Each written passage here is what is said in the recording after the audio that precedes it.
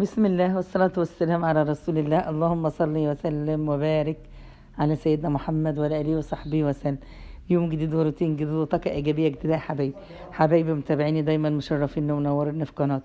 يا رب ما تحرم من دعمكم لنا أبدا يا رب. تعال النهاردة نشوف الأكل الجميل غدانا النهاردة. المحتوى ده يا رب يعجبكم ونقول إعجابكم النهاردة. ده غدانا يا حبايبي، يا رب يديمها نعمة علينا ويحفظها من الزوال.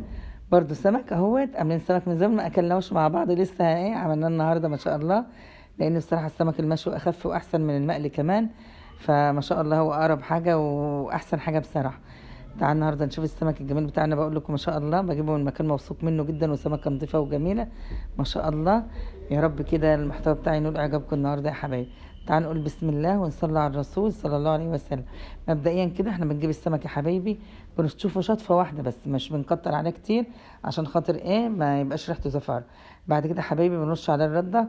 احنا دخلنا على الفرن على طول، على الشوي على طول، الفرن الجميل الفلاح، الفرن الطيني يا حبايبي بتاع اجدادنا واحبابنا كده من الزمن الجميل. شوفوا شويه خشب كده بسيط جدا، بنكون شويين السمك بتاعنا ده، وكذا واحده بتشوي ورا بعضنا بقى ورا بعض كده. لما الفرن ده بيشتغل بقى السجه بتبقى سخنه نار، مش بتاخد وقت كتير، خشب يعني احنا بنسميه كده. والسمك بتاعنا بيحمر بسرعه بسرعه، مش بياخد وقت.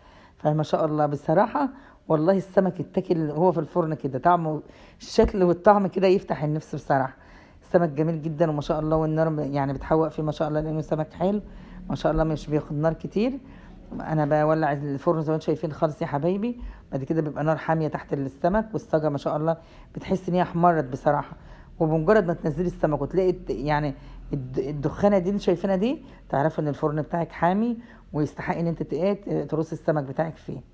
غير كده لو انت رصيت السمك ومش بيطلع الدخانه دي، تحس ان الفرن يعني بارد. زي اي كيكه ما بتدخلها لازم تولع الفرن الاول ب10 دقايق. احنا بنولعه قبلها برضو بربع ساعه، ب10 دقايق، عشان السمك بتاعنا يبقى طلع مستوي جميل وما ياخدش منك وقت وينشف في الفرن.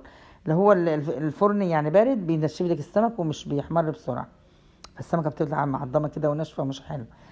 لو وصلتوا معايا المقطع ده حطوا لي كومنت حلو كده ولايك جميل يشجع الفيديوهات دي، وفعلوا زر الجرس عشان كل اشاراتنا توصل لكم باذن الله.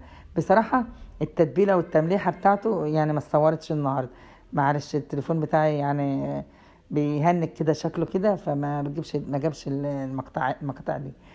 انا اعمله تتبيله جميله بقى، فصين توم، بقرن فلفل رومي حراق احمر اخضر الموجود عندك، بس بصراحه الاحمر احسن حاجه.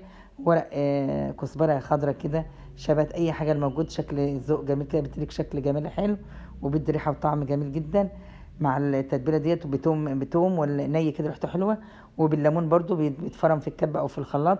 وما شاء الله بننزل على التتبيله دي بتبقى جميله جدا على السمك، بتبقى حلوه قوي. جربوها يا حبايبي، وده غدانا النهارده. لو دخلت حتى الفيديو وطلعت ولا بمعلومه بسيطه جدا، اوعوا تنسونا في اللايكات الجميله اللي بترفع الفيديو والكومنت الحلو اللي بيشجعنا نعمل لحضراتكم فيديوهات. يا رب الفيديوهات نال اعجابكم وتبقى عند حسن ظنكم. مع السلامه.